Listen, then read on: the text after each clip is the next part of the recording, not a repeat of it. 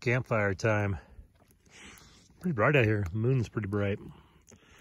Last couple times out here, I just could see every star there was. But that moon is almost a full moon. I can see that if I can pan up here. Where is it? Boom. Yeah, it's a big moon. Just chilling out here. First campfire on the property. Last time we came out, it was pretty warm, so there was no reason for a fire. Well, I guess there's a reason for a fire. It's nice to sit around a fire, but it was pretty warm, so we didn't cook one up. But just relaxing. Long day. Got some building supplies. Tomorrow, start building out a bathroom shower house type thingy, just so I can get a nice solid shower in when I'm done with the day's worth of work. Right now, that's the shower tent in the distance over there. You can kind of see glowing. That works. We got a Nemo foot pump, pressurized shower. Put some hot water in it, a little bag shower. It's one that sits on the floor and you pump it up. Works pretty good. Nope, broke my damn fire ring. So, just built it and already broke it. Yeah, I got one of those instant hot water heaters. I'm going to hook that up. I'm going to build a shower structure, like a shed basically, but as a shower room. Put a composting toilet in there. Put an actual real sink with a vanity and some storage, and then put in an actual like regular bathtub shower, or maybe just a shower. I don't know if I need the bathtub, but at least a shower pan and walls, and make it like a typical, like kind of like an apartment shower type of thing.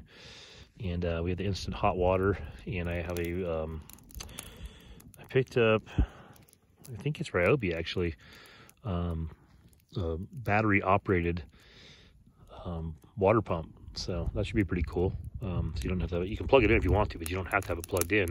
You can run it just off of 18 volt or whatever those little battery packs are for the Ryobi tools, which we have several of them out here. I brought those out because I didn't want to bring my fancy stuff, so I brought the cheaper tools. But so yeah, we'll hopefully I can get that thing done in the next couple of days, and we'll give you guys a full rundown, the PG version of the shower working. But yeah, that's actually right where I built this fire is where I'm going to build that. So kind of a dumb place to put your fire, but this is where we camped last time, so I just came back to the same spot. But yeah, we'll basically set up. We're doing a 16 by 12 foot, 8 foot tall walls, probably like a 3 foot tall ridge beam, so it's got a good slope for snow, and just build that as a standalone structure on piers. And the plumbing temporarily will just kind of, it's just gonna be fresh water, so I'll just kind of peter off in the ground here, and then we'll figure out what we need to do septic wise down the road.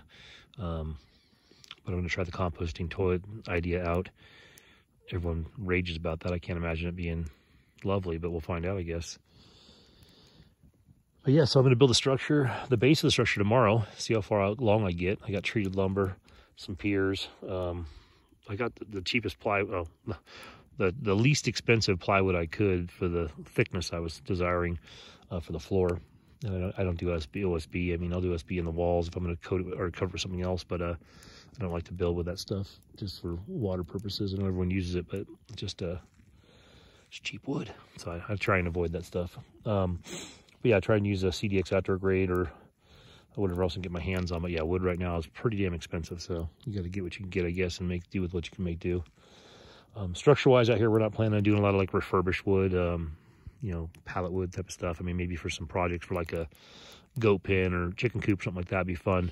But for the main structures, I'm going to unfortunately, bite the bullet and buy the wood. I was looking around for temporary or like trailers and tiny homes and shed cabin builds, but the property, the road I have to get down here is a little too rough to be dragging that stuff in right now. And by the time I get the road fixed up, I could already just have built something on the property. And for the price, even with wood being as crazy as it is, I can still build stuff with my own hands cheaper than I can buy something from, like, you know, Heartland Homes or Heritage or where those brands are that do the shed cabins. So, and I'm not into financing. The whole point of getting out here is to continue being debt free, but be self-reliant and, you know, self-sufficient and debt free. So eliminate some of the regular daily bills that you have to come up with for some of those resources if I can get it all set up properly out here. And then we're not looking to barely get by out here. We're looking to thrive. We're looking to enjoy it out here and not have an abundance. We're not trying to get rich. I'm done chasing money, but come out here and just enjoy, you know, hopefully a more relaxing lifestyle. So saw a couple of, I think there were 3 or 4 good or decent sized elk. I scared earlier.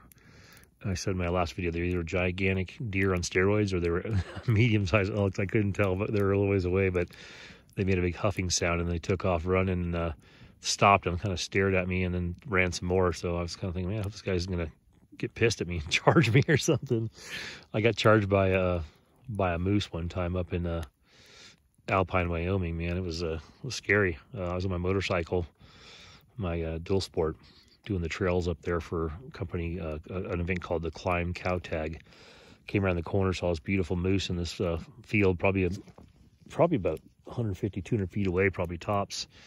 And I didn't realize that my other part of my group that we'd gotten separated, they had scared the mom and the baby at the watering hole, or the river crossing, I guess, or stream crossing. So she was already agitated. So about 3 or 4 of us stopped to admire her, not seeing any young ones around, and suddenly she started stomping the ground and charged at us, and it was like a slow motion sprint, but it was fast.